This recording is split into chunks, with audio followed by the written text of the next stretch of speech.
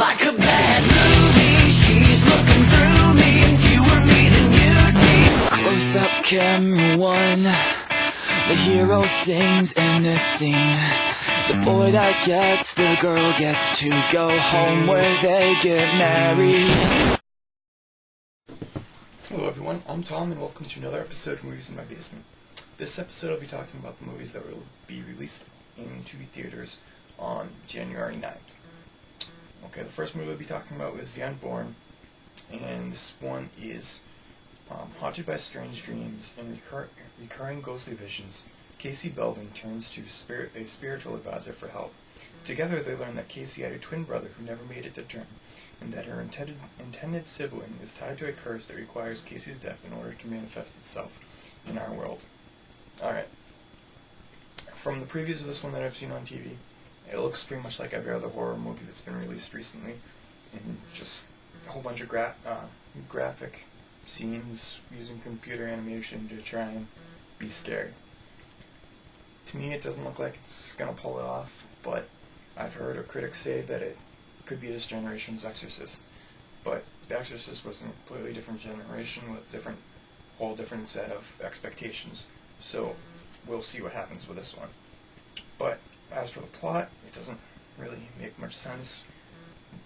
I feel like Casey would have a better idea of her family to understand that there would be, like, how would she not know that there was she had a sibling who died in the womb, and how did the curse come about? I hope those questions are answered in the film, although I'm probably not going to see it to answer them. Another movie being released on the 9th is Bride Wars with Kate Hudson and Anne Hathaway. In this one, two best friends become rivals when a clerical error results in their respective weddings being held at the same place on the same day. Alright, this one, the plot really doesn't make much sense to me. It seems that if you're planning a wedding, you double check when your wedding's going to be, and you make sure that your best friend's wedding is on the same day. So, besides having trouble believing that the plot would happen in the first place, I don't see how this would actually be a problem. I know this is just a plot synopsis, but it doesn't say anything about the weddings, not about the timing of the weddings. One could be early, one could be later, or if they're such good friends, why not have them at the same time? I mean, you're going to have pretty much the same group of people there anyway, just a little bit from each person's family, so why not just make it something nice? I understand the bride's desire to be the star of the wedding, but yeah, okay. Brides will be brides, and I guess they'll war, and we'll see how this one does at the box office as well.